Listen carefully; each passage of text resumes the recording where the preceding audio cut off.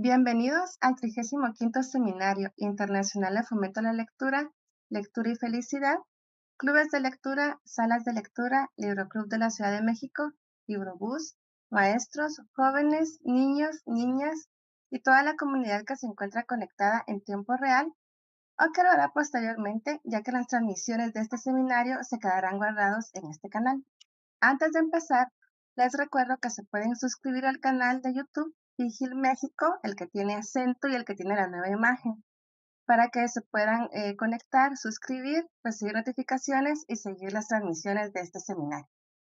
En esta charla, Biblioteca Cien Pies, un espacio físico para albergar las historias que han contado a lo largo de sus 15 años de trayectoria, nos acompaña Alexis Cuentacuentos. Él es maestro de educación física, actor, productor, director de teatro, capacitado en el teatro por la Escuela Internacional de Teatro de América Latina y el Caribe. También es especializado en arte en narrar historias desde 1998 y profesionalmente desde el 2002. Ha participado con distintos programas de mediación lectora en Guatemala y a nivel internacional. También da capacitaciones de arte del contar historias, eso ya lo repetí, perdón. También es autor del libro Había una vez, que se publicó en el 2018. Ha participado en el programa de radio ¿A qué te cuento? En el 2008 y pues ha participado en películas, anuncios, documentales, ferias del libro. Alexis, qué gusto volver a encontrarnos en un espacio de entrevista. Sí, es una alegría poder volvernos a encontrar y pues para toda la comunidad que está conectada, un saludo desde El Cien Pies, Biblioteca Librería, que está en la ciudad de Guatemala, y pues ya listo y dispuesto para poder platicar. Perfecto, Alexis. Eh, Para que nos pongas en contexto a todos y los que no, sobre todo los que no son de Guatemala, ¿cómo surge la idea de contar cuentos para niños? Hace, no sé, unos añitos, de repente no era una profesión tan común como ahora. Y me atrevo a decir que en Guatemala fuiste de los primeritos, así que contanos cómo surge esta idea. Bueno, como contador de historias empiezo a, a trabajar de forma improvisada, espontánea, muy novato. Yo soy actor de teatro y empiezo a quedarme como con esa idea del arte de contar historias, pero es maestro Pierre de Pichon, que yo a él lo seguía muchísimo en sus presentaciones y cuando yo lo seguía, a mí me encantaba pues estar como muy conectado con las presentaciones, con los cuentos, con las historias. Yo conseguía sus libros, sus discos, todo. Y en una ocasión, eh, él estaba presentando su espectáculo y cuando estaba ya por terminar dice, bueno, antes de contar el último cuento, quiero presentarles a un nuevo contador de historias, Alexis. Y yo era público, yo no estaba ni siquiera preparado ni mentalmente, ni emocionalmente, ni nada. Y rápido me dice, pasa, pasa, pasa. Y yo, no, si maestro, es su espacio. Y me dice, no, me dice, tú eres actor de teatro, sí. ¿Has venido a todos mis shows durante los últimos 2, 3 años? Yo, sí. ¿Ya Ujú. te sabes por lo menos una historia? Bueno, sí, contala. Y así me animé a contar historias y me gustó muchísimo. Luego de eso empecé ya como actor de teatro, empecé a generar mi propio estilo de trabajo. Empecé a recordarme que yo desde niño había escuchado historias de parte de mis abuelos, de parte de mis papás, mi mamá, y empecé a recordar muchísimas cosas y cada vez que hacía ejercicios escénicos me iba recordando detalles. Y claro, cuando estudio en la Escuela Internacional de Teatro de América Latina y el Caribe, recibo un curso en el que trabajamos la dramaturgia y de la dramaturgia pasamos al cuerpo y del cuerpo a la voz. Y todo eso me sirve a mí para entender cómo iba a construir yo mis historias. Y ahí empieza, digamos, de manera profesional en el 2002, y por eso es que yo digo que tengo 21 años contando historias profesionalmente. Son más, pero bueno, eso ya es toda la experimentación que hice y el juego en el que yo estuve como involucrado con distintas obras de teatro, películas y todo lo demás. Pero sí, es en el 2002 que yo empiezo y antes que yo contara historias, en Guatemala sí han habido muchos contadores de Claro, historias.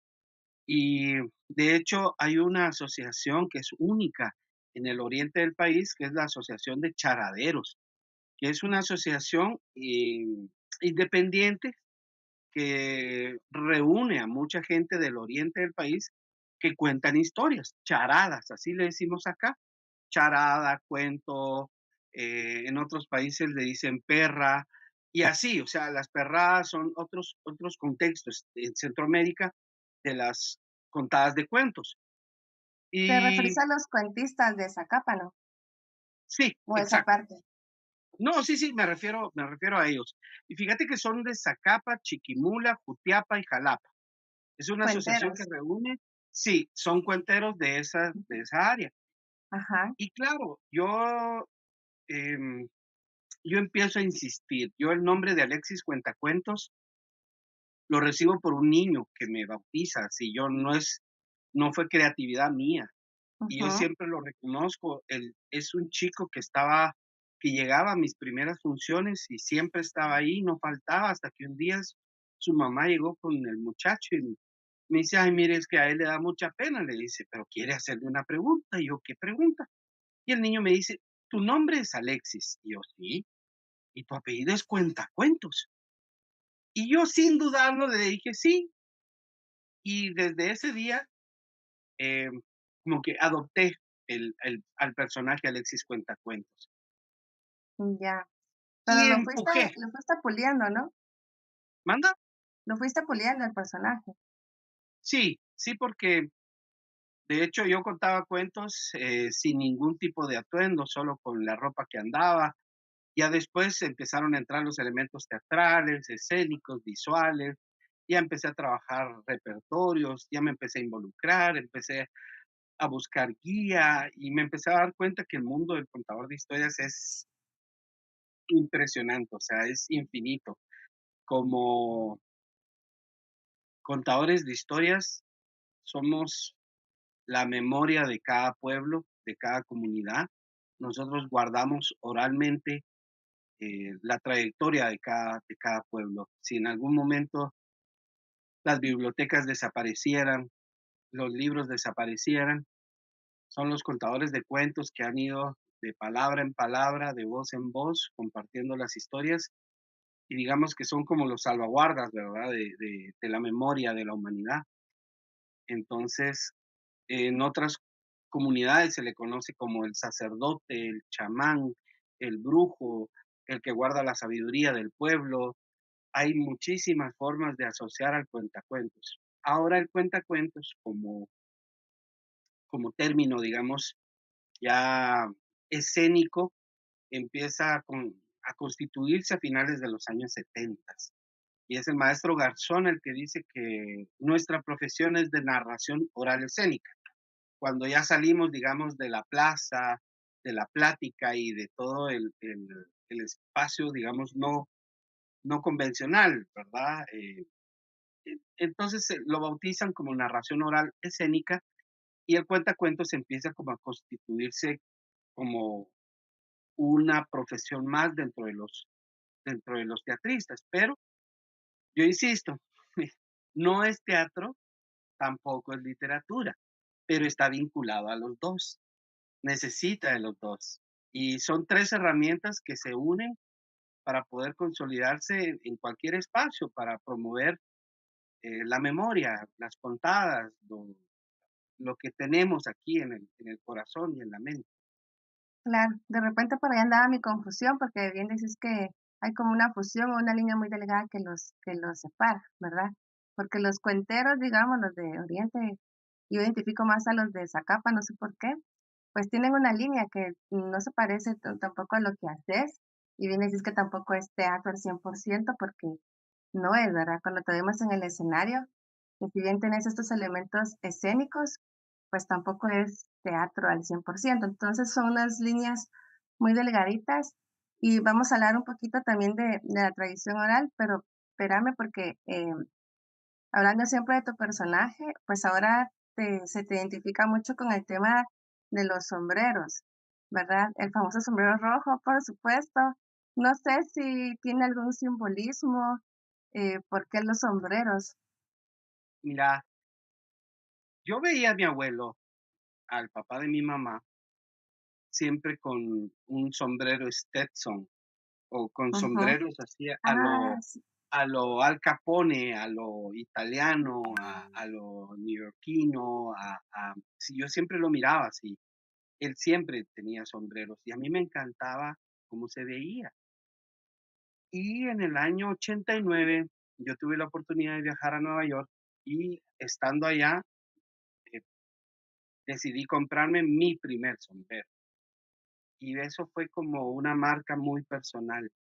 Y claro, el sombrero para mí es un accesorio, em, vital, no sé, ya esencial de mi sí. personaje, de mi individualidad. O sea, yo ya lo trascendí, digamos, el cuentacuentos lo usa, sí, pero porque yo lo uso como persona normal. Me encantan los sombreros, pero no todos los sombreros, no todos, Claro. Imagínate pero sí es una todo lo que guardan esos tus sombreros. sí, y claro, muchos de los espectáculos han quedado marcados y han quedado sellados.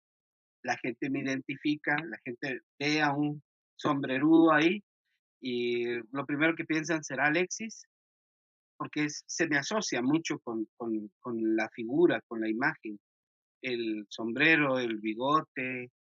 Sí, eh, yo siempre andaba también con un bastón. El bastón lo dejé porque la verdad es que sí no lo necesitaba y y yo ya andaba muy viajero. Entonces ya cargar okey, tantas cosas ya no me era muy fácil de práctica. okey. Y mira, sí hay una diferencia en la cantidad de cuentacuentos que habían hace, para no echarnos color, o tal vez sí, hace unos 10, 15 años, porque ahora hay un montón de cuentacuentos. ¿Has notado esa diferencia del movimiento? Sí, bueno, em, el Museo de los Niños, a cargo de Elsa Figueroa, el departamento, digamos, de cuentacuentos, Ujú, empiezan a promover a los contadores de historias, a los cuentacuentos. Y son un montón de muchachos, patojos, jóvenes, de ahí surgen varios grupos que hay ahora. Muchos otros están vinculados a los talleres y capacitaciones que yo he dado y algunos más, te puedo decir, también vienen del teatro o vienen ya de las bibliotecas, ¿verdad? De las bibliotecas son los menos, la verdad, los que vienen, pero sí de ahí actualmente habemos tal vez unos reconocidos en todo el país, unos 25, unos 25 contadores de cuentos.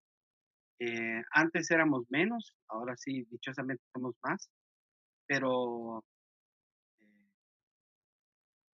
cada quien ya va encontrando un estilo propio, una voz particular, y eso es lo más enriquecedor que puede haber, ¿verdad?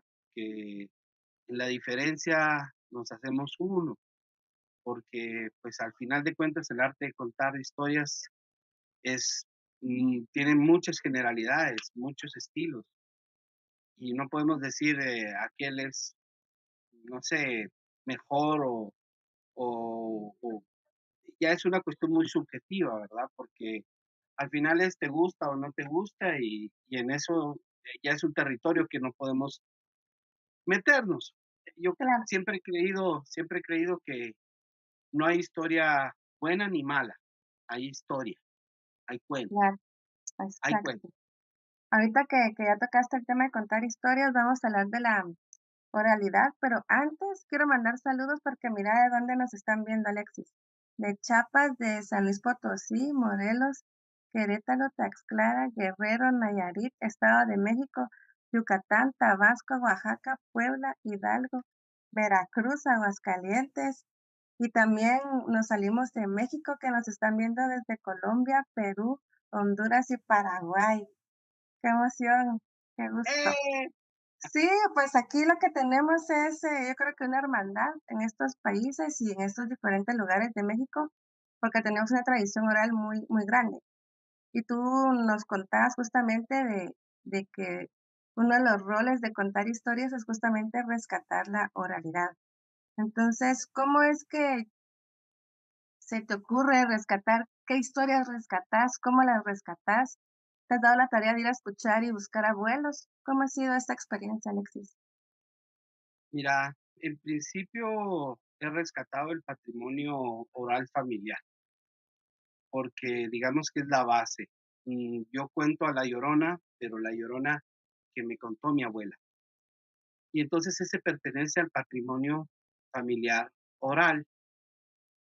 Podrán haber muchísimas versiones de La Llorona en México, en Paraguay, en Argentina, en Chile, en Colombia, en Venezuela, en España.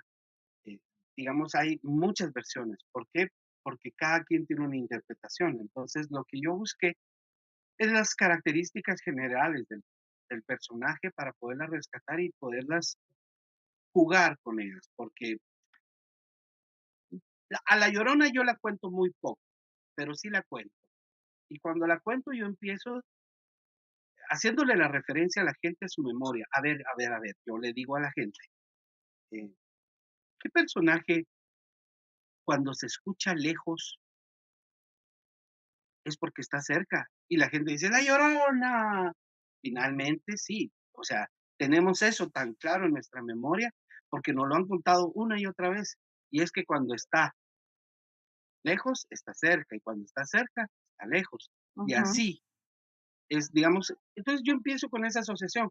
Luego me salto a mi patrimonio familiar. Mi abuela me lo contaba de esta manera. Y entonces ya le imprimo el sello. Pero sí me he dedicado a buscar muchas otras versiones de La Llorona, así como versiones tiene el Sombrerón, el Sisimite, el Duende de la Canción. eh, Tiene muchos nombres, muchos nombres. El Tzitzí le dicen en otros lugares. Y el Carretón de la Muerte, por ejemplo.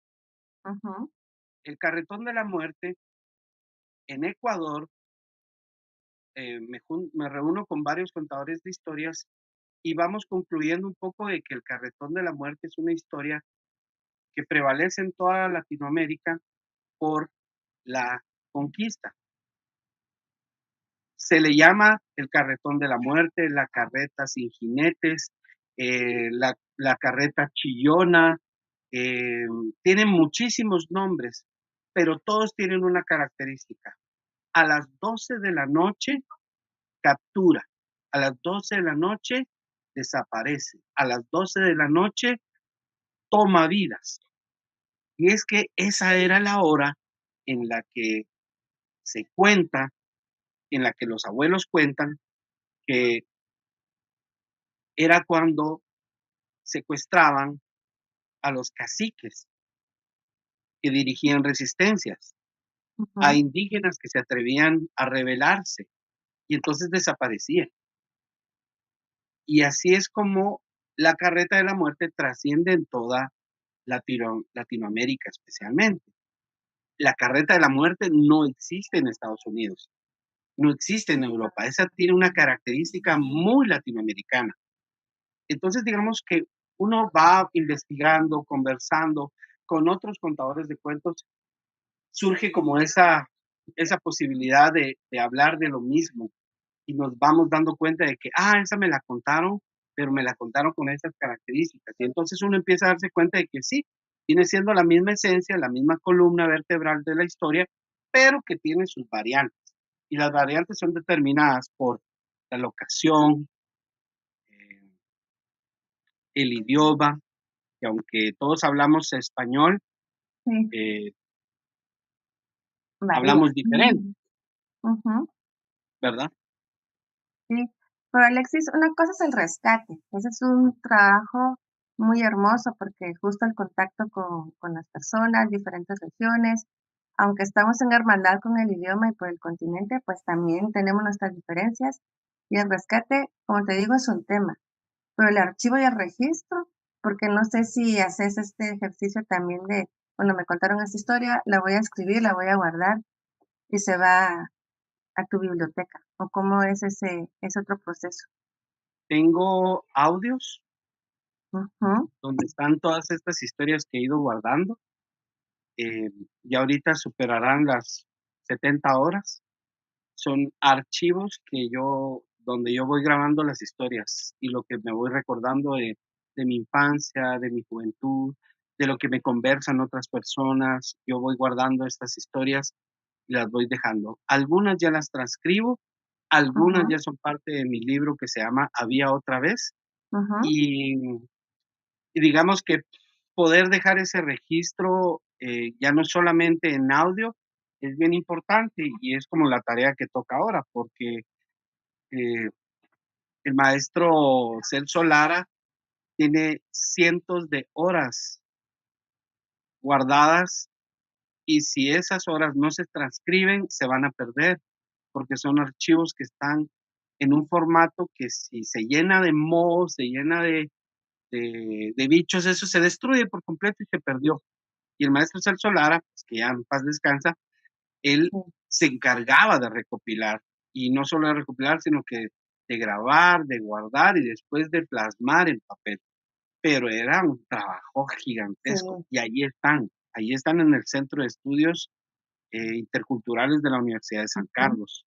Son cientos de horas. Tenés ahí una tarea ahí grande y valiosa, ¿verdad? Porque es un material que no tiene precio, en realidad, ¿verdad? Pero, Alexis, ahorita que estamos hablando de esa tradición oral y que la importancia de rescatarla, hay una pregunta respecto a esto, pero antes de pasar a la pregunta, yo te quiero hacer otra, que es, ¿cómo buscas el equilibrio entre esta tradición oral y los libros de literatura infantil? Puesto que ahí atrás tenés un montón de libros. ¿Cómo haces ese equilibrio de qué qué vas a contar? Bueno, Ujú, resulta que cuando yo empecé a contar historias, no discriminaba, yo contaba de todo. ujú, Y si me decían: "Cuente tal", yo: "Vaya, lo cuento". Okey, y me contrataban y: "Mire, pero necesito que me cuente los 3 cerditos". Ya, y le cuento los 3 cerditos. Con el tiempo fui entendiendo y aprendí que yo la característica de lo que yo cuento tiene que ver mucho con lo que yo me siento vinculado, me siento identificado. Yo cuento historias balcánicas, ujú, cuento historias de Japón, cuento historias de Sudamérica, peruanas, argentinas, cuento historias mexicanas, cuento historias, eh, de Estados Unidos. No importa el lugar donde yo cuente historias, lo que cuenta para mí es que hay un vínculo para mí, un vínculo que trasciende las fronteras. Entonces empecé a decidir por cuentos que finalmente son para mí, universales, que no importa el momento en el que se cuente, es vigente, es vigente. No importa el tiempo, el día, la hora o su origen. Para mí, el vínculo está en que el cuento sea vigente y que funcione para algo. Pero esa es la característica particular. Esto ya, es muy, muy, digamos, de decisión personal que yo empecé, porque no, ya no cuento los 3 cerditos. Ya no ya, lo cuento, o sea, no lo cuento. Y si me lo piden, pues podría tomarlo en cuenta, pero tendría que buscar y meterme a libros y meterme a averiguar todas las versiones posibles para encontrar una un hilo que me permita a mí identificarme, porque hay un escritor que se llama Slavomir Mrozek y él dentro de sus colecciones de cuentos cuenta la historia de La Bella Despierta. ujú, La Bella Despierta a mí me encanta contarla porque digamos que es como la antítesis de La Bella Durmiente ujú, y me gusta muchísimo porque se habla de una mujer que que toma conciencia, que despierta, una mujer que varía sus decisiones en función de que está despierta, una mujer consecuente, ¿verdad? Entonces, eh, esa historia me gusta mucho, por ejemplo, y ahí sí te puedo contar eso. Me gusta contar algunos clásicos, pero sus versiones originales. Barba Azul, por ejemplo, Piel de Asno, eh, también La Mujer Esqueleto, y así. Hay muchas otras historias que me gusta muchísimo rescatar, pero para mí debe de haber un vínculo muy profundo, una identificación, porque de lo contrario estaría contando solo por contar, no tendría un vínculo personal y yo sí busco tener ese vínculo. Claro, ¿hay historias que te han hecho llorar o reír? Muchas, muchas, hasta la historia personal. No, Claro. este, Pero quiero decir, ¿la estás contando en un evento, en una presentación? ¿Se te ha quebrado la voz? ¿Te conmoves en ese sí, momentito? ¿Sí? sí, sí, sí, sí. De hecho, hay una historia que se llama El gusanito de la tristeza, que escribió una guatemalteca que se llama Silvia Larrabe. Ujú, Y El gusanito de la tristeza es la historia de esas emociones que se te quedan atascadas aquí, que ujú, no hay forma de sacarlas. Y en un escenario, en el Teatro de Cámara Hugo Carrillo, en el año 2000, si no estoy mal, 2009, 8, ujú, 9, por ahí. Em, yo decidí contarla en escena. Y como hay un momento en el que la historia te cuenta que al final yo logro sacarme el gusanito de la tristeza, cuando yo estoy arrancándome al gusanito de la tristeza del corazón y sacándolo, yo sentí y me quebré en el escenario y logré soltar tantas cadenas de tristeza que había guardado, que a través de ese acto, digamos, sagrado para mí, de contar historias, uf, uf, lo saqué. Y, y sí, me quebré en escenario, me quebré en escenario. eh, De ahí hay momentos en los que yo me río con el público porque los disparates que me pasan a veces son impresionantes y rebasan la posibilidad de que yo pueda sostener el silencio o la acción. Me pasó en el Teatro del Centro Cultural de España, que yo estaba contando un cuento, eso fue en el 2014. Yo estaba contando un cuento y hay un momento en el que yo le pregunto a la gente qué, qué creen que había en la caja guardada en lugar de la candela. Y algunos empiezan a decir un reloj, una cabeza. Y en medio de todos los disparates de toda la gente que estaban diciendo, en ese momento no lo recuerdo bien, pero alguien dice algo parecido a hueso, pero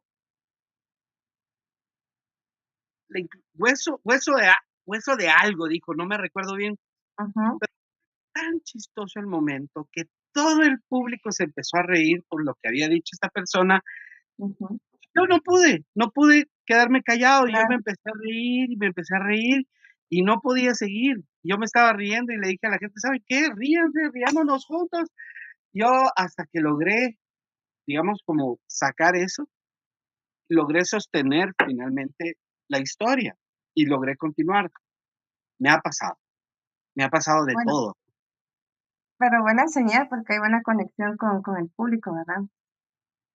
Sí, sí, Mira, vamos a regresar a tocar el tema de la tradición oral porque hay unas preguntas muy buenas de parte de las personas que nos están acompañando. cuente. Alma Delia Sabe pregunta, ¿la narración oral tradicional ha perdido importancia? Mm, más que perder importancia, creo que se han modificado, eh, sus formas, sus lenguajes, porque digamos que la gente siempre va a seguir queriendo escuchar historias. Lo que pasa es de que ahora, eh, después de que las historias estaban en fotografía, en un libro, en una película, pasó a un cortometraje, pasó a un documental y luego llegó a las redes sociales y ahora te cuentan historias en 3 minutos. Entonces, no ha perdido importancia, solo que se ha modificado.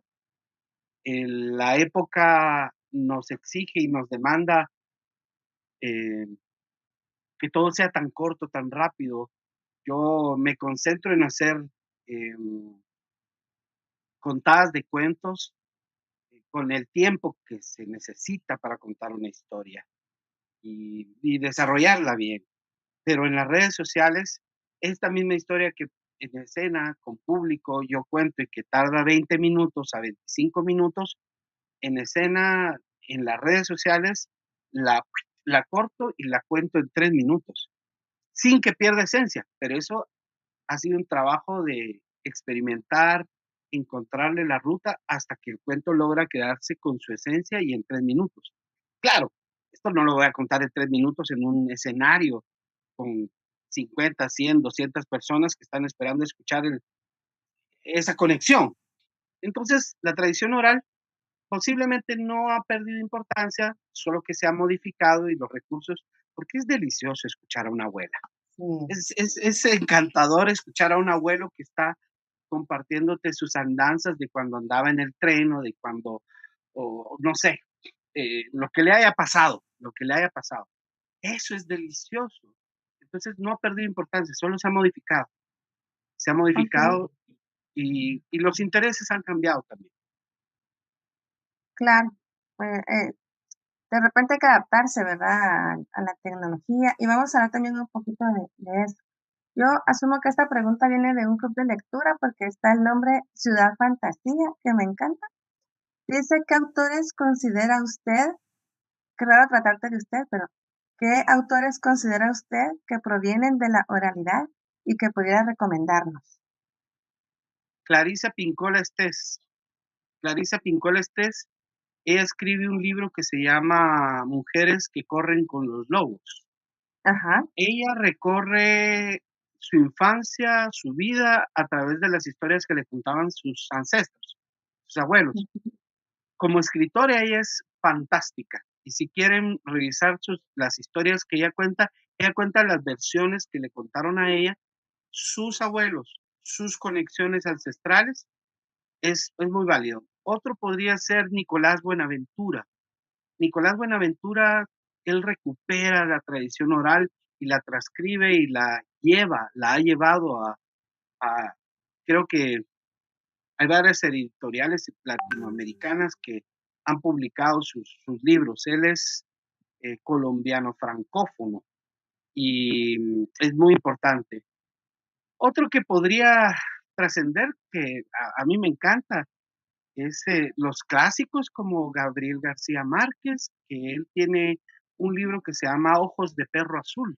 ah, sí, de Sería cuentos. fantástico que la gente puede encontrar en las historias de Gabriel García Márquez, pero en esos cuentos de Ojos de Perro Azul, conexiones. ¿Qué otros escritores? Jorge Bucay. Jorge Bucay también tiene buenas relaciones a historias que provienen de la oralidad. Em,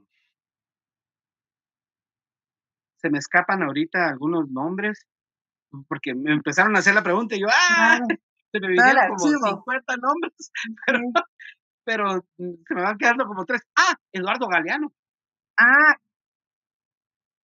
Eduardo Galeano. Eduardo Galeano, uno de los grandes recopiladores de historias. hermoso. ¿Sabe qué? Hay una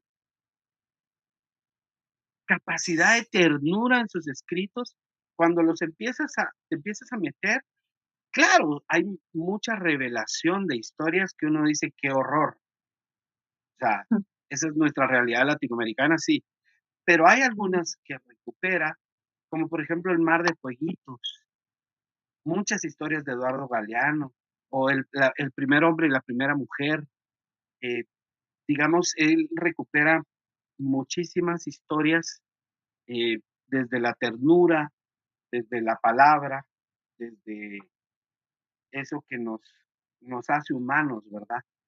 Sin Sí, perder la memoria. no, él es perfecto. Bueno, a mí me encanta. No sé si en esa lista podremos incluir Asturias, a Miguel Ángel Asturias. Por supuesto, lo que pasa es que con Miguel Ángel Asturias sí hay que hacer un estudio y a mí me encanta contar El hombre que lo tenía todo. Ah, sí, te he escuchado. Esa historia es válida para cualquier país, para cualquier lugar, en cualquier momento, eh, es válida. Augusto Monterroso, Ah, también. Augusto Guatemaltecos. Monterroso, sí, Augusto Monterroso. Eh, creo que hay muchísimos Sí, escritores que podemos rescatar y que ellos recuperan nuestra oralidad y la transforman para algunas ficciones, que son sus cuentos, Julio Cortázar, Jorge Luis Borges. claro, cierto. Alexis, y en toda esta cuestión de oralidad y rescatar, y decías antes de que nos tenemos que adaptar, obviamente los niños pues han cambiado. Los niños ya no son los mismos de hace 10 años, ¿verdad? Es un público que ha cambiado. ¿Tú cuáles son las percepciones que tenés en ese cambio? Porque pues antes que antes de empezar la entrevista le decía a Alexis, te entrevisté hace como que 15 años, no sé, la primera vez. Y ahí pues tal vez empezaban las redes sociales, pero ahora la competencia directa que tenés, pienso yo, nos vas a decir, es que estás compitiendo con niños que pareciera que nacen con el celular pegado a las manitas, ¿verdad? Entonces, ahí hay un cambio tremendo entre este público infantil de hace 10, 15 años con los de ahora. Entonces, ¿cómo es tu experiencia si realmente tenés que competir con la tecnología? ¿Cómo es ahora este público infantil? Mira, más que competir, es convivir. Mm, Yo convivo con las redes sociales. Eh, no sé, en Guatemala, voy a hablar del caso particular de ujú, Guatemala, no sé si esta frase está impactando en México o en Centroamérica o Sudamérica, en Paraguay, en Brasil, donde nos estén viendo, ustedes ujú, me dirán, sí, pero aquí en Guatemala resulta que hay como, se nos han pegado muchas frases de otros países. Y hay una de habla inglesa que es de chill, de ujú, chill. Y tú dices no de chill en inglés, sino es del de en español y ujú, chill, que sí viene de bromear en inglés, de chill. Entonces, y los niños te dicen de chill, y es como te lo están diciendo en broma, es de bromeando, te lo están diciendo, pero ya te lo dicen en inglés, de chill. Entonces, yo llego a eventos donde hay muchos chicos y creo que a esto me refiero con lo de convivir, porque ujú, cuando yo entro con los chicos, a muchos los saludo, les hago un zócale, un puñito, un saludo, y en algún momento voy conectando poco a poco, cuando ya los veo y los chicos ya me empiezan a ver, yo les hago solo esto y se riega. Y los chicos, ¡ah! Dijo de chill, de chill, de chill, y empiezan como a conectar. ujú, Entonces, digamos, ahí usé una herramienta que está conectada a las redes sociales únicamente. Entonces, yo estoy viendo continuamente qué están viendo los chicos, dónde están viendo. Por ejemplo, ahorita eh, hay, hay unas caricaturas en las que la base de la caricatura es historias medievales, guerreros, princesas, reyes, y los roles los juegan los niños sui generis, de manera muy... Y esto está en el internet, en el cable, en Cartoon Network. Y ahí lo ves, y estos chicos están, los niños de ahora están viendo Cartoon Network, ujú. es lo que están viendo. Entonces, creo que a la hora de convivir tú tienes que ir y ver lo que están viendo. Ahora bien, Depende del contador de historias, hacia dónde va a querer trascender con su propuesta. Porque, por ejemplo, a mí me encanta una escritora que se llama Isol, eh, es de Argentina, y ella escribe e ilustra, y las ilustraciones son fuera de lo común, no son tradicionales. Pero los niños actualmente son muy visuales, tan visuales que se conectan más a través de grandes imágenes o de muchos recursos visuales. ¿Por qué? Porque están metidos en las redes sociales, porque están viendo cómics, porque están viendo eso.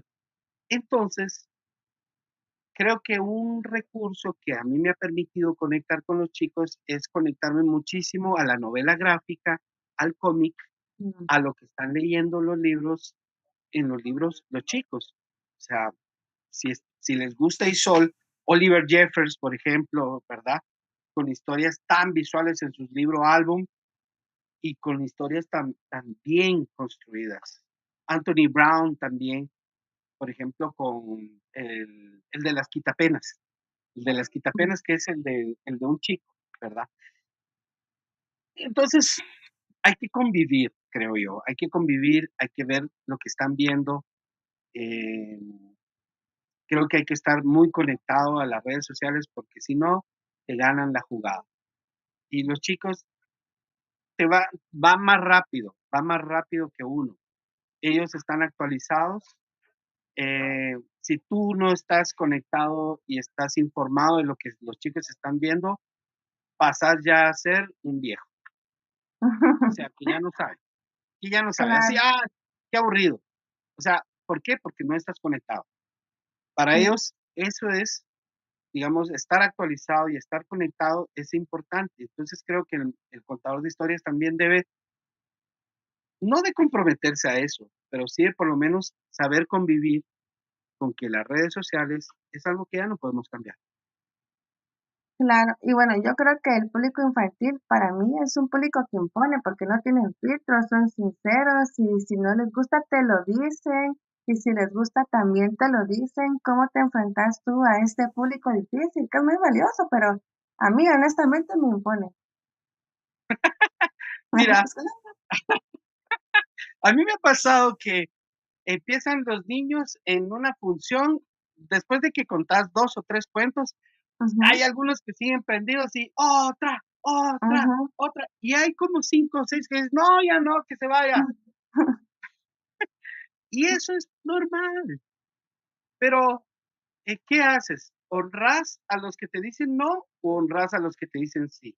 Claro, Yo lo único que he encontrado para darle balance a esa respuesta de los chicos cuando te aprueban o desaprueban, es reírme, es reírme de la situación. Yo le digo: "Momento, momento, momento, quiero que me expliquen algo, porque cuando ustedes dicen otra, otra, yo estoy pensando que ustedes quieren a otra persona u otra historia". Entonces los pongo a ellos y como, ¡ah! Y los saco completamente del espacio en el que ellos estaban ya elaborando algo. ujú. Y de repente me dicen: "No, otro cuento". Otro cuento. Bueno, sigamos con los cuentos. Y siempre hay quien te dice: "No, ya no". Mira, pues, ya voy a terminar, ¿okey? Solo te pido tu paciencia, porque por los que sí quieren oír una historia, yo la voy a contar. Y gracias, gracias por quedarte aquí. Sé que ya no quieres, pero dame una oportunidad y vamos a ver si te gusta. Y cuando termino de contar la historia extra o la otra historia que yo ya tenía planificada contarla, Ujú. yo le digo: "¿Te gustó? ¿Te pareció? ¿Te convencí?". Es: "Ah, bueno, sí, sí". Ujú. Sí, Claro, público siempre va a difícil. haber uno que te va a decir: "No, no, no, no, no y no", Claro, pero claro. eso también está bien. Sí, por supuesto. O sea, no podés decirles que no sean sinceros, qué bueno que lo son, ¿verdad? Y eso en el caso de los niños. María Mercedes Fajardo Torres pregunta, ¿alguna historia para contar a adolescentes? Otro público difícil. Para adolescentes, mira, yo lo primero que le digo a los adolescentes es: "Yo ya pasé por ahí", ¿sí? Y yo les digo: "¿Qué significa ser adolescente?". Todo te duele. Y entonces yo le empiezo a decir a los chicos y a las chicas adolescentes, les digo: "Miren, vamos a ser sinceros, puede que te aburra o no te aburra, puede que te guste o que no te guste, pero ya pasé yo por ese mismo lugar, Ujú, ya viví lo que estás viviendo". Y les digo: "A ver, una pregunta les voy a decir, a la edad que ustedes tienen patojos y patojas, que patojo o patoja es lo sí, mismo que decir muchacho, el muchacha, chavo. niño, niña, chavo, chava, guagua, ñañito, o sea, todos los términos que Ujú, usamos en Latinoamérica para referirnos a un niño joven o adolescente. cabal. Y entonces yo les digo, a ver, ¿a quién de ustedes les gusta otra persona aquí? Y cuando tú les haces esa pregunta, es inevitable que los chicos, que los adolescentes se rían, se sientan evidenciados o se sientan vinculados o lo primero que hacen, ajá, y cuando pasa eso, yo, ja, ja, ja, ¿verdad que sí? Yo sabía, porque los estoy viendo y ustedes están volteando a ver a la muchacha que te gusta, están volteando aquí, se ríen o hacen así, ay, ay, qué vergüenza. Sí, cabal. Es decir, el contador de historias tiene que conectar a través de lo que siente el adolescente. Como tú ya fuiste adolescente, si te recordás cómo eras de pesadito, cómo eras de lindo o linda, si te recordás de eso, de cómo eras, vas a poder contarles a ellos. Yo cuento historias para adolescentes de mi adolescencia. Yo las transcribí el momento en el que una chica me gustaba. Y yo les cuento todo lo que me pasó alrededor de la chica que me gustaba. Y al final, eh, nunca les dije si sí fuimos novios o no. Ujú, Solo les cuento todo lo que pasó, pero nunca les digo y ellos se quedan conectados. Y cuando yo llego al momento de conversar y hablar un poquito de las historias, dicen: "Mire, y al final, ¿se hizo novios o no?". ¿Qué significa eso? Sí estaban ahí, estaban claro. presentes y estaban conectados. Y entonces ahí eso me sirve como pie para otra historia. Yo sí, ahora les voy a contar. Y Sí, entonces juego con eso. Actualmente los chicos, los adolescentes, ujú, sienten lo mismo que los adolescentes de hace 20, 30, 40, 50 años. claro. Lo sienten. Ser adolescente es tener la sangre borboteando preguntas, borboteando necesidades, borboteando ansiedad, borboteando yo no sé qué quiero de mi vida.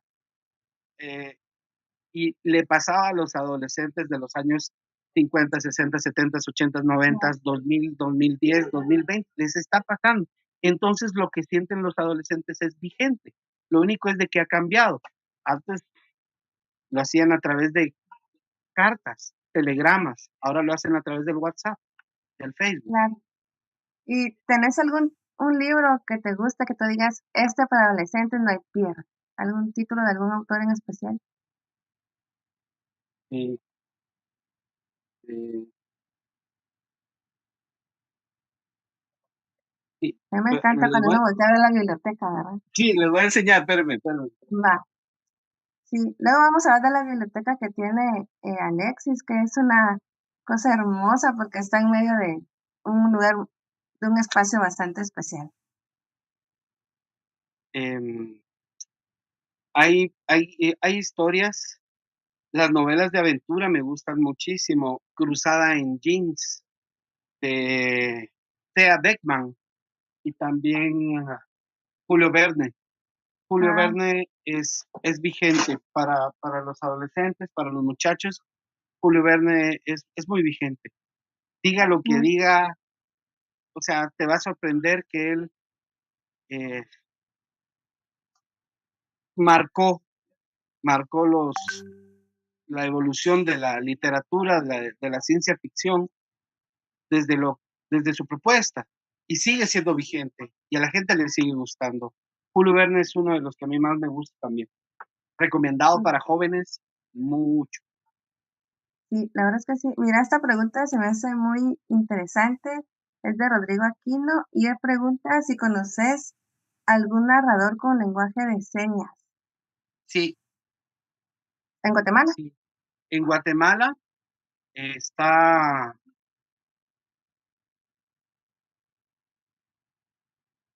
El archivo de Alexis ahí en su esplendor, miren.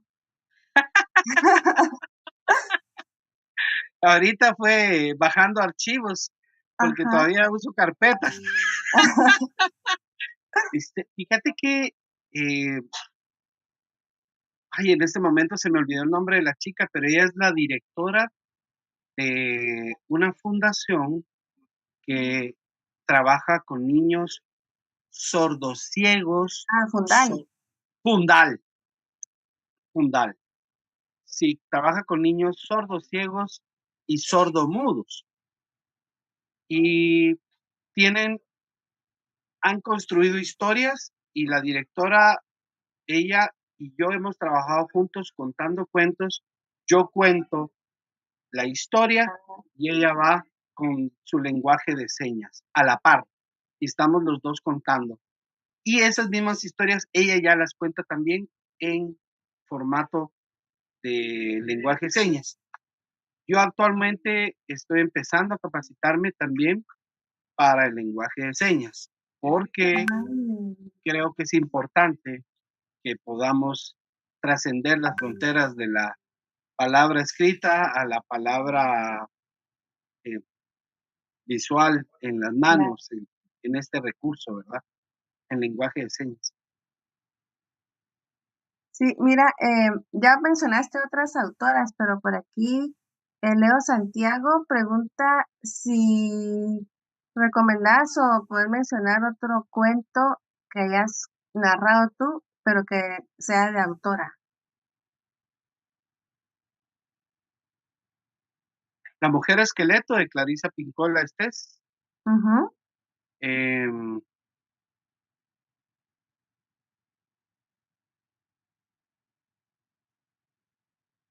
hay una historia de Carolina Rueda, ujú. la gran contadora de historias, la reina del cuento allá en Colombia. Ella cuenta, eh, hay una historia que ella cuenta sobre, es un cuento de tradición oral que se ha contado de mujer en mujer y habla sobre la primera mujer. Qué Y bonito. bueno, no les voy a revelar la historia al 100%, Claro, pero eh, no, no, en un principio no era Dios, era diosa. claro. Y Y desde yo ahí también se lo sustenta, creo. y desde ahí se sustenta la historia que cuenta Carolina Rueda. Y esa historia pueden buscarla ahí en redes Ujú, sociales, en YouTube, en redes sociales busquen a Carolina Rueda de Colombia. Ella ujú. es la reina del cuento y es palabra mayor.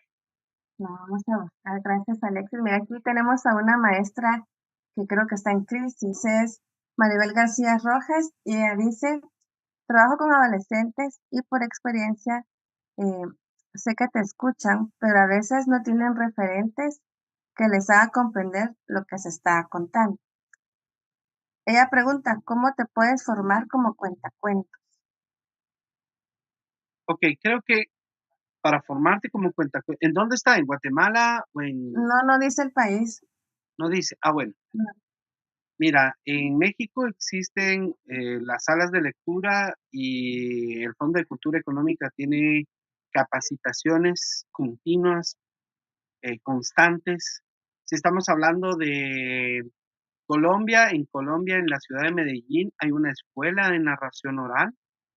En Argentina, en Chile y en Brasil también hay. En Cuba, hasta donde yo sé. En, en Centroamérica creo que solamente, sería buscar la posibilidad de que algún contador de historias dé cursos o capacitaciones. Yo doy capacitaciones desde el 2006 y desde esa época para acá se han capacitado unas 800 personas.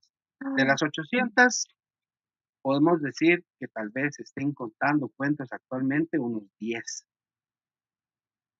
Y he ya, capacitado en Nicaragua, Honduras, El Salvador, Costa Rica, Panamá, Ecuador, y hay mucha gente que sigue allá contando historias que han salido de los cursos que yo he dado. ujú, Para formarse como cuentacuentos, creo que si tú quieres empezar de forma espontánea y autodidacta, que es como muchos empezamos, yo te sugiero que encuentres una historia que te guste y que a partir de que te gusta, la empieces a estudiar. Y después de que tú la estudies y te la aprendes, escríbela sin sin el libro a la par, escríbela desde lo que tú recuerdas. Y luego del proceso de escribirla desde donde tú recuerdas, empiezas a encontrar que tiene que haber una estructura, una columna vertebral, que hay cosas que puedes decir al principio, al final o en medio y no va a perder sentido la historia, porque esa es la columna. Una vez entiendes la columna de la historia, puedes contarla al derecho y al revés, ¿verdad? Como venga, porque ya lo ya, tienes claro. Y cuando te apropias de la historia, empieza a surgir en ti algo que yo he llamado la voz del narrador, que es ese momento en el que tú te encuentras con la historia, con tu historia. Y hay historias que te van a conectar, busca esas historias. Hay historias que te van a hablar a ti. Parece una locura esto, pero la verdad es que no, porque mucha gente dice, no, ¿y este de qué está hablando? La ujú, verdad es que hay historias que van a llegar a tu vida para que tú las cuentes. Y esas sí, historias es a las que les tienes que poner coco. sí, Pero esas, tal vez en un año van a ser significativas. 5 años después ya no. Tal vez una se salva de todas estas y va a trascender. Pero año con año van a ir llegando historias y tú vas a decidir contar. sí, yo también creo que ningún libro llega a casualidad a nuestra vida. Yo creo que todos los libros llegan por algo, igual las historias, ¿verdad? Pero, Alexis, ¿tú darías, capacitación de manera virtual o solo se puede presencial? Contigo, pues. Sí, he dado virtual a través del Fondo de Cultura Económica Guatemala.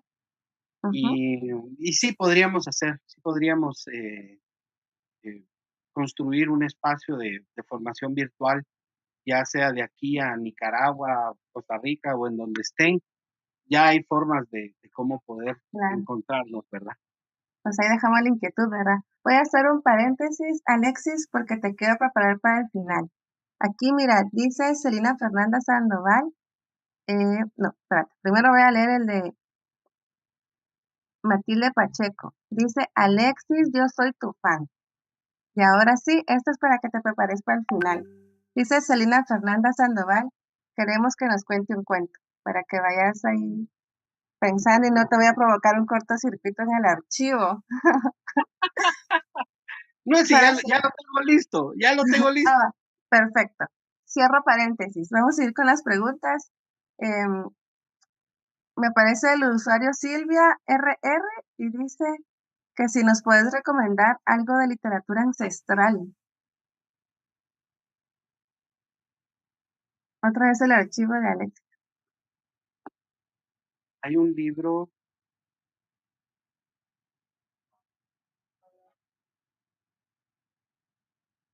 hay libros que reúnen historias antiguas. Ujú, En el caso de Guatemala está el Pop Book, claro. está Los Anales de los Cachiqueles, Chilam Balam, Rabinal Achí. Digamos que esos son 4 ancestrales. Ujú, Luego tendrías que ir a buscar a escritores como Humberto Acabal, en el caso de Guatemala, que sí, ellos tienen una conexión en sus escritos con lo ancestral. Sí. Es, pero así determinante su conexión. En el caso de otros países, yo sé y he aprendido algunas historias ancestrales en las colecciones que tiene el Fondo de Cultura Económica.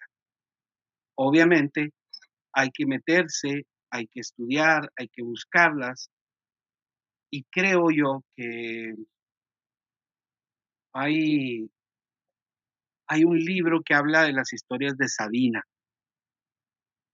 Eh, Hay otros libros que reúnen las historias lacandonas. Mm, Hay libros de las universidades, hay que irse a buscar a las bibliotecas de antropología, a las bibliotecas de historia de estas facultades, hay que ir a buscar estudios, tesis que han surgido, porque en las tesis hay mucha gente que ha ido y ya ha ido a preguntar, ha ido a recopilar, pero se quedaron en las tesis las historias. Entonces creo que es importante ir a revisar y buscar por ahí. Esa sería una recomendación. Eh, Vuelvo a Eduardo Galeán y él es un referente esencial.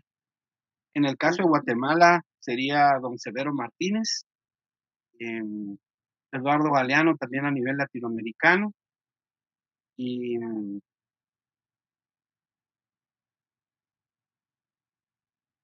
sí, tendríamos que ir buscando Me estas parece. conexiones con lo ancestral, ¿verdad? Pero sí, una recomendación, y yo lo hago en ocasiones. Acabo de recibir aquí en la biblioteca, lo doné para unos dirigentes de Izabal.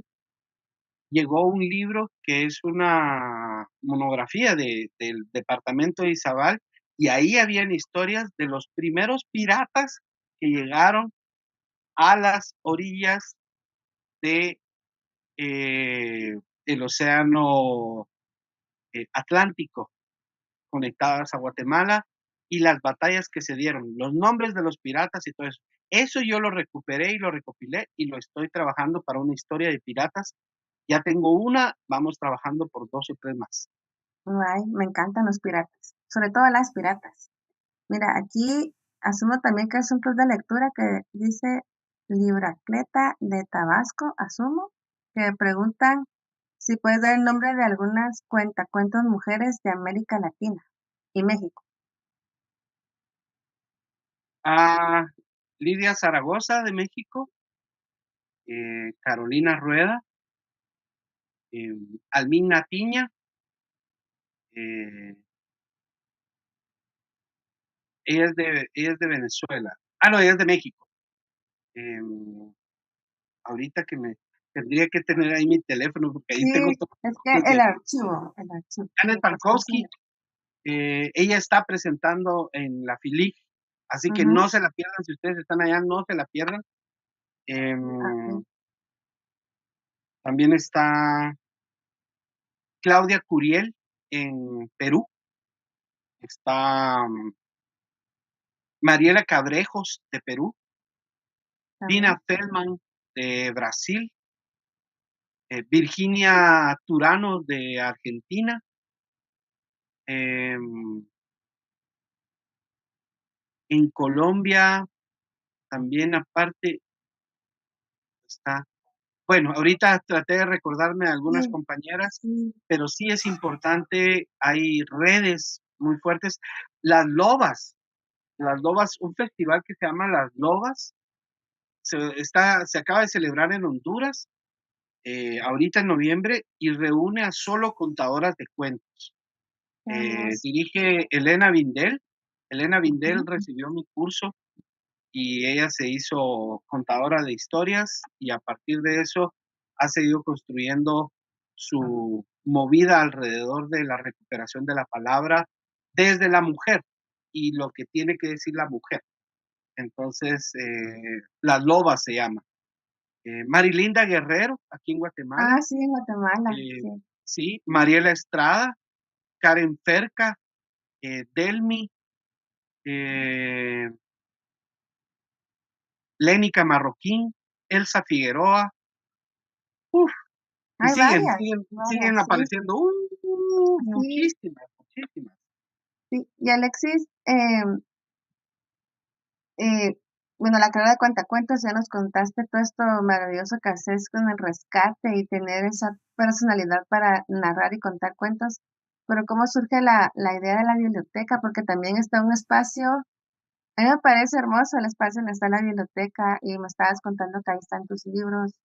¿Cómo surge esta idea? Y más o menos, ¿cómo se podría decir que es la colección de tu biblioteca? Si es una Bueno, colección del ujú, nosotros, bueno, yo empecé porque desde hace muchos años yo ando en bicicleta, ujú, y lo primero que yo armé es una bicibiblioteca, y yo andaba con un montón de libros de solo guatemaltecos. Se llama Bicibiblioteca Guatemala. Y a partir de ella yo empecé a visitar distintos lugares, cafés, llegaba, contaba cuentos y movía libros. Vendía algunos y otros eran solo parte de la colección para la lectura. Esto empecé a hacerlo y en un momento llegué aquí al jardín, al vivero botánico e hice una contada de cuentos.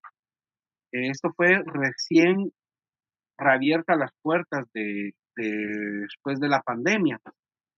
Y la gente venía mucho aquí porque, pues, como es un espacio abierto, ujú, libre y que está muy oxigenado, entonces la gente, pues, venía y se lo disfrutaba. Luego, después de la segunda presentación que yo hice, que fue meses después de esa primera, yo hablé con la administración y resulta que aquí en el vivero ya hubo un proyecto de biblioteca, pero mm, fracasó, se vino abajo, no funcionó y lo dejaron inhabilitado. La cosa es que cuando yo hice la propuesta, se me se abrieron las puertas y, aquí donde estamos actualmente había una casita que era muy diferente. Es el mismo espacio, pero se renovó por completo. Actualmente aquí caben unos 3.800 a 4.000 libros. Tenemos actualmente casi 2.000 libros. Todos están alrededor de literatura, porque nos hemos dedicado a fomentar el hábito de lectura. Ese es nuestro eslogan. Nos dedicamos ujú, a fomentar el hábito de lectura a través de la estrategia de tener biblioteca y librería. La biblioteca funciona a través de una membresía. La gente paga una membresía anual y se puede llevar libros. Tenemos casi 100 membresías en este transcurso de un año y tenemos aproximadamente 300 libros que están en rotación. Cada persona se lleva 3 libros, los puede devolver en un margen de tiempo, prudente que les damos. ujú, Si no los han devuelto, nos comunicamos con ellos y les preguntamos si quiere que lo vayamos a recoger o si viene y no, ya lo ujú, voy a terminar y claro, no tenemos formato de multas porque creo que el formato de multas eh, no es friendly, no es amigable, ujú, no sí, es no es algo con lo que uno conecta fácilmente, ¿verdad?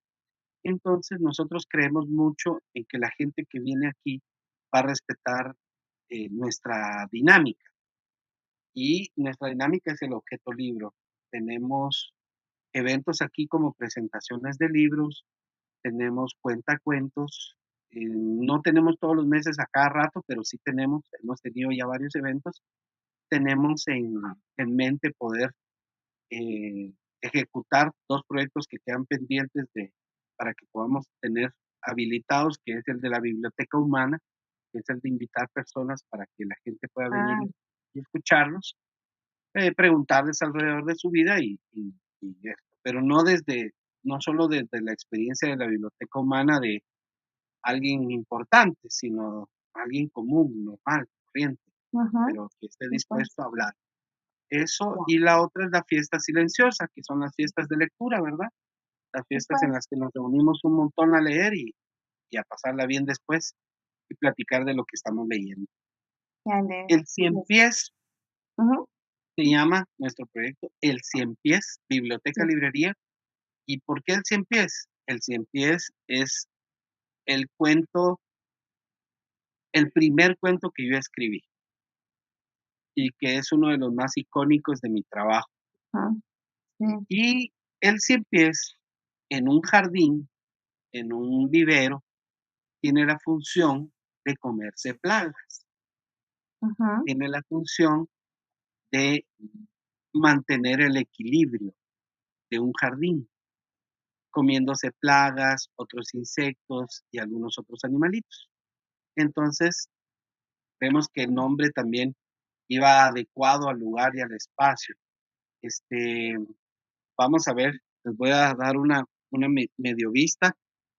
Y está, este, este es el espacio que tenemos.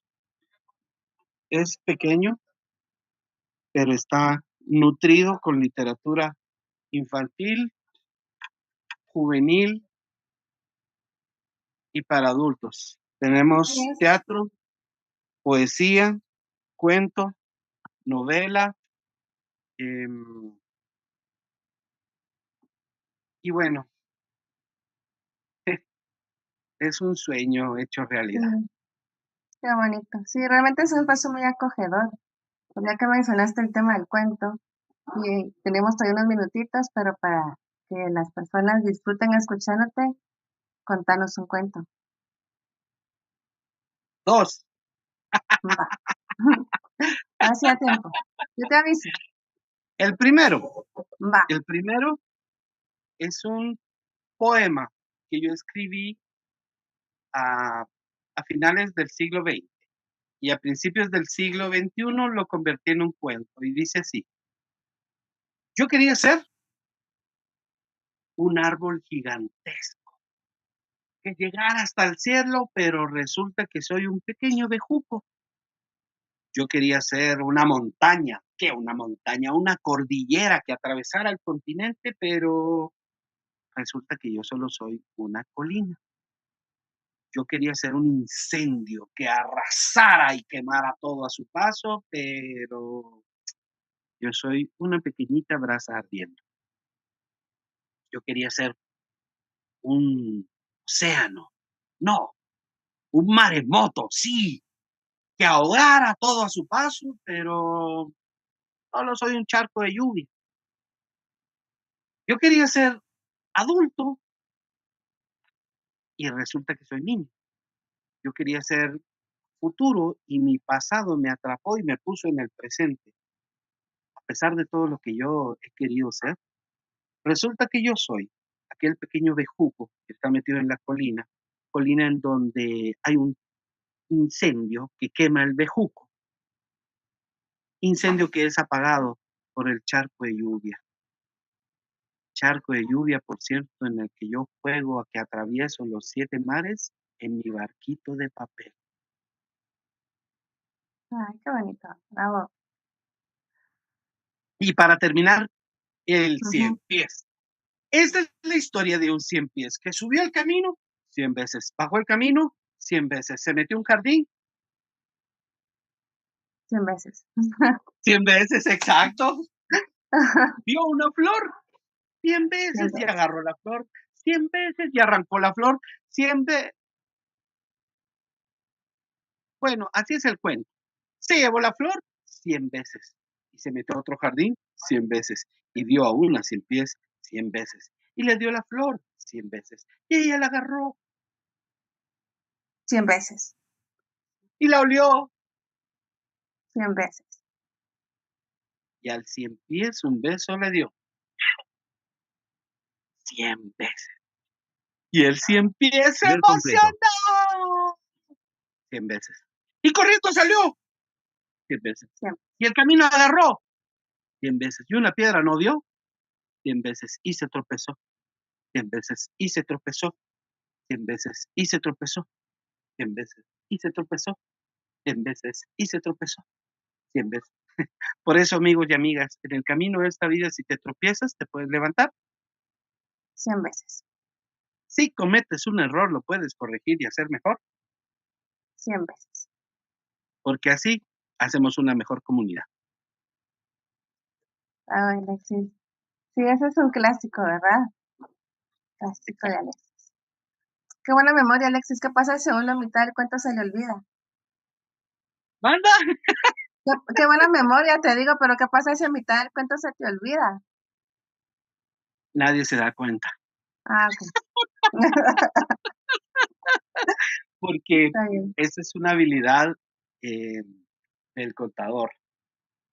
El contador sabe lo que está contando, y claro, si se le olvida algo, al final se lo inventa y construye con lo que tiene, con el recurso que tiene, porque el contador no depende solo de su memoria, depende de su creatividad, depende de su astucia, depende de su olfato de lo que está sucediendo en el ambiente y en donde está. Depende de la gente también. claro. Y retomando la idea del cuento, creo que es importante, si bien no leer un cuento 100 veces, por lo menos no leerlo una vez si lo vas a contar, ¿verdad? Hay que releer 100 veces. 100 veces. Es que te vas conectando al cuento conforme lo vas leyendo y luego vas entendiendo los pormenores de la historia y después te vas como vinculando y te vinculas tanto a la historia que después se convierte en hasta en lo que te da de sentido, de respiración. Se mete tanto en uno, una historia cuando uno ya la la compromete con la vida misma.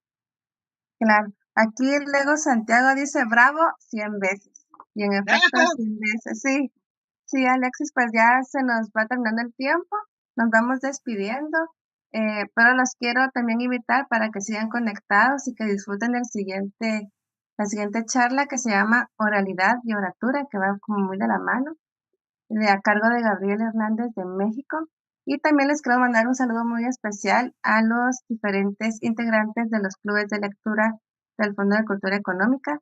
También recordarles que se suscriban al canal de YouTube, ¿verdad? De Fígil México y estaba hablando con la compañera del Fondo de Cultura de México que yo la vez pasada dije el chivo para diferenciar cuál es el nuevo canal de YouTube y resulta que no se usa Chivo en México, yo me quedé clavada en Guatemala, pero la señal para buscar el nuevo canal de YouTube es que diga Fígil con acento en México, ¿verdad? Alexis, realmente un gusto compartir contigo. No sé si nos querés decir algo más antes de despedirnos. Pues, si alguno de ustedes, tiene alguna inquietud más sobre literatura, oratoria, oralidad, algún taller, o quiere escuchar mis cuentos, mis redes sociales son Alexis Cuenta Cuentos. Estoy en YouTube, en TikTok, en Instagram, en Facebook. Pueden buscarme, pueden hablarme. Y bueno, estoy para servirles, que pues esto que le da sentido a mi vida, espero que pueda estar al servicio de ustedes en algún momento y hacerlos sonreír. Gracias, Alexis, de verdad, otra vez qué gusto recordar viejos tiempos, que se repitan más entrevistas y también gracias a todos los organizadores de este hermoso seminario Gracias. y pues, ¿verdad? Sigamos fomentando la lectura. Feliz tarde y muchas gracias. Gracias.